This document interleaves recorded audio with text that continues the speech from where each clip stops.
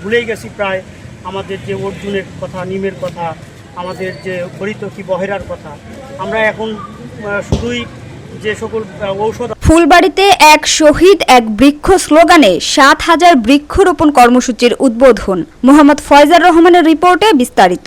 দিনাজপুরের ফুলবাড়ি উপজেলায় আগস্ট মাসের গণ অভ্যুত্থানে শহীদদের স্মৃতির প্রতি শ্রদ্ধা জানাতে এক শহীদ এক বৃক্ষ এই স্লোগানকে সামনে রেখে বৃক্ষরোপণ কর্মসূচি শুরু হয়েছে।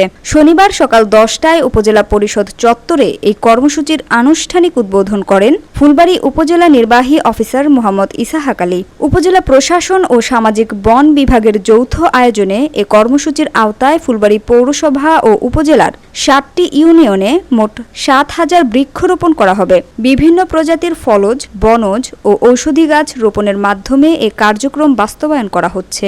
দিনাজপুরে ৮ লক্ষ চারা এবং আমাদের এই ফুলবাড়িতে ৫৬,০০০ চারা আমরা বিভিন্ন গাছের চারা রোপণ করছি। আমরা এখানে কাঠ উৎপাদনকারী গাছ দিয়েছি, যেমন পিটগাছ, মেহগনি। আমরা সৌন্দর্য বর্ধনের জন্য গাছ দিয়েছি দারুল, কৃষ্ণচূড়া, কদম।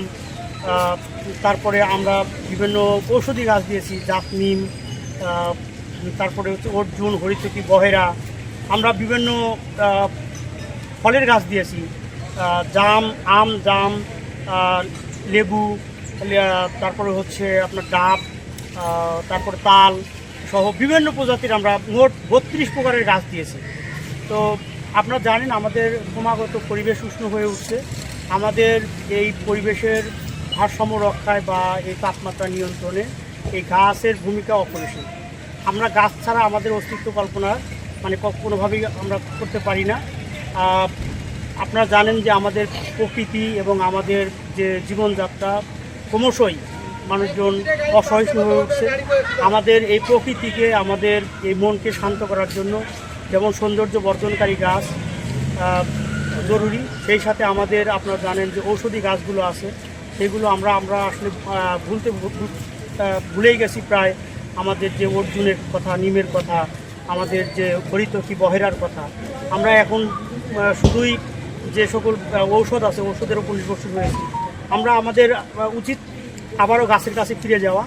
আমাদের এই সবাই আমরা গাছকে ভালোবাসি। আপনারা জানেন যে গাছের শত্রু আছে, গাছের শত্রু ছাগল, গরু, ভেড়া, তাছাড়া দুষ্ট আমাদের ছেলে মেয়েরা যারা আছে তারা গাছ ধ্বংস করে। অনেক দুষ্ট মানুষ আছে, তারা গাছকে কর্তন করে ফেলে রাখে। তো আমরা সবাই উদ্যোগী হব এবং সবাই এই গাছগুলোকে রক্ষা করব। আমরা অনেক কষ্ট করে গাছগুলো বপন করছি। আর আপনারা জেনে খুশি হবেন যে এই গাছের মালিকানা কিন্তু আমরা ব্যক্তি পর্যায়ে ব্যক্তিকে দিয়ে দিছি। যেমন যেসব জায়গায় আমরা সামাজিক বনায়নের আওতায় আমরা গাছ লাগাচ্ছি, আমরা বলে দিছি যে সেখানে সমিতি হবে এবং সেখানে তারা নিজেরা বেনিফিটেড হবে, অর্থাৎ বেনিফিশিয়ারি আমরা নির্ধারণ করে দিয়েছি। অর্থাৎ যে গাছ লাগাবে, পরিচর্যা করবে, গাছের সে একটা শেয়ার পাবে।